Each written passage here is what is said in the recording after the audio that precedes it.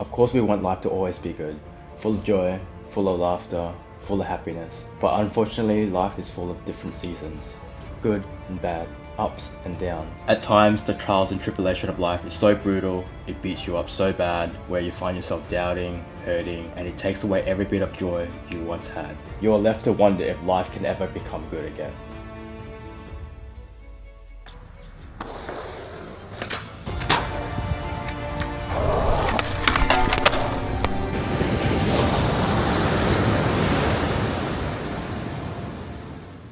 First things first, we need to get your spark back. Number one, you gotta forgive yourself. Now, we all have a past. We did something bad to someone else, someone did something bad to us. A major event that has damaged us mentally, physically, spiritually. First things first, you have to acknowledge it and accept it. Yes, you might have done something wrong, someone did something bad to you, so you took revenge, whatever that is. Acknowledge it, because after that, you can forgive yourself. Think about it, it's in the past now. Nothing you can do can change the past, so it's best to move on. And you only can do that if you can forgive yourself. The thing is, you always have to remember that this is going to be a daily practice. Because let's say 2 weeks from now, you're minding your own business, and all of a sudden this thought comes along and reminding you of the bad thing you have done. Now, in that moment, you can either remind yourself, which you should do, that you already have forgiven yourself, or if you don't, this is where those thoughts are going to ruin your day, and that's not what you want. Remind yourself daily, it's in the past, and you're already forgiven yourself. Number two is reflecting your mindset by spending some time alone. Now, time alone is important, very important. Not many people can do this or want to do this. While it's good when you're feeling down to be around other people that support you, but you still need to take some time and spend it alone to reflect on your mindset. Have a good think on what thought process and patterns is holding you back. What goals you want to accomplish.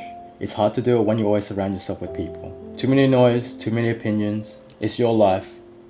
You gotta set those goals that excites you.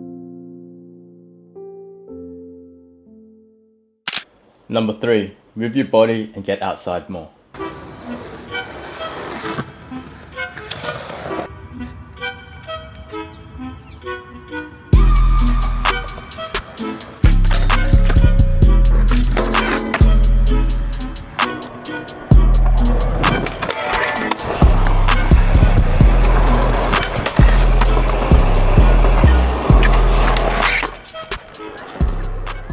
You need movement. Staying still leaves you in a vulnerable spot for negative thoughts to come into your mind easier. Go outside more. Walk, runs, whatever. If you have a gym membership, go often, 4 to 5 times a week. Exercising is not just good for the physical, but the mental as well. Set some fitness goals, get in better shape, get fitter, train for a purpose. When you set yourself some goals, take action towards them daily, you eventually will get those wins. Then your mind will open up and you'll realize how good you're actually doing. Number 4, eat whole foods. Real food equals real energy. You can never go wrong by eating whole foods. Eating processed food is terrible for you, we all know that. I know a lot of people who are like depressed, sad all the time is because they eat these food and they're wondering why they have no energy. If that's you, it's the food that you're eating. Cut out the alcohol, cut out the sugar, cut out the processed food. Eat clean for 1 month straight, and I guarantee you, you'll feel like a whole new person. Number 5 is doing something that you love. We all have something that we love to do, but the unfortunate thing is we get caught up in these little distractions that takes time away from us doing those things. But here's the thing, we all have 24 hours, and the secret is we have to make time for the things that we love to do. Like for me, I either go skateboarding or go to the gym. It's like a non-negotiable. So let's say today I went skateboarding, tomorrow I'm gonna go to the gym, and then the day after I'm gonna go skateboarding. Now, of course, there was times where I got a little distracted by hanging out with friends and doing nothing productive. Or a common one like work where they asked me to stay back a few hours, and unfortunately I said yes. Or sometimes I didn't have a choice, and that took me away from going to the gym or skateboarding. And there was times where that was consistently happening and eventually I got frustrated. Life is short. If you're spending time doing the things that you don't enjoy, unfortunately, you're wasting your life. Number 6, try something new. Now, kind of linked to the last point.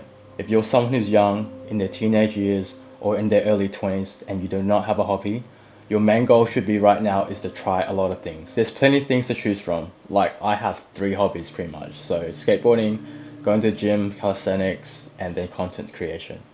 And even if I didn't have those things or discover those things, there's like 3 other hobbies that I'll see myself getting into. If you don't know what you truly enjoy, what that means is you truly haven't spent enough time to figure that out. Another example, I just pick up my nunchucks again. I was playing around with them when I was a kid. Even doing something you haven't done in a while can respark your life.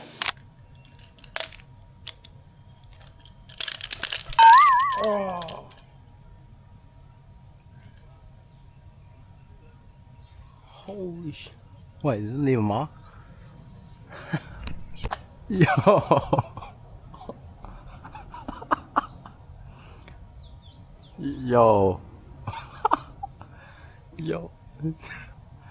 Oh my days, I just whacked myself in the head with my nunchucks. And it's bleeding. Calling sick tomorrow for work or what? Just say that got into a battle. I won, of course, but got healed from injuries.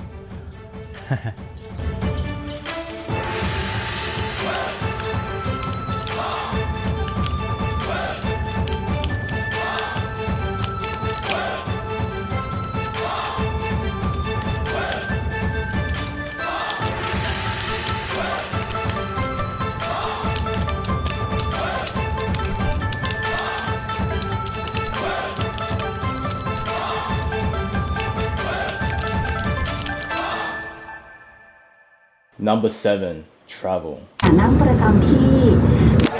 we made it to Mare Bay and it's super crowded.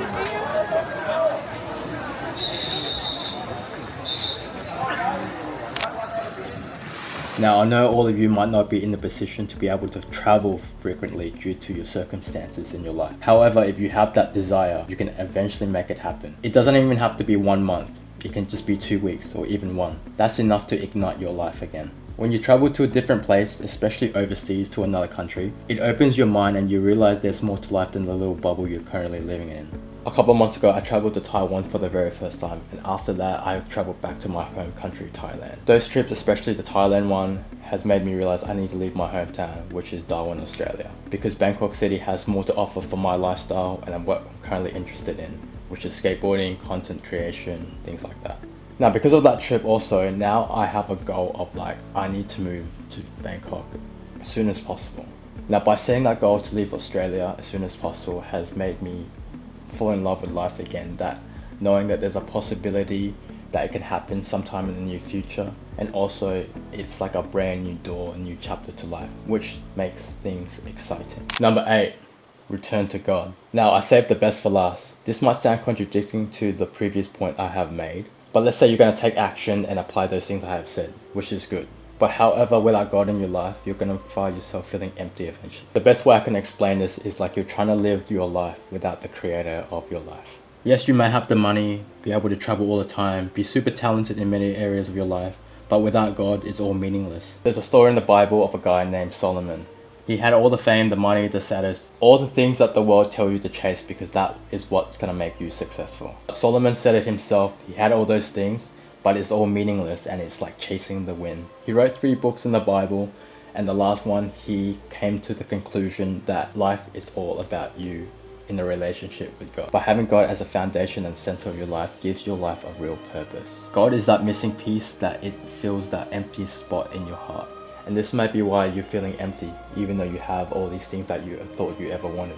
You might have the cars, you might have the money, you might have the relationship, but you still don't have God, and that's just why you're feeling empty on the inside, because He's the only one that can fill that void. You don't want to be that person who dedicates all their time and effort to hit a certain goal, and then yeah, you might achieve it, but without Him, it's still lonely in here. As Jesus said Himself, seek first the King of God, and all shall be added unto you.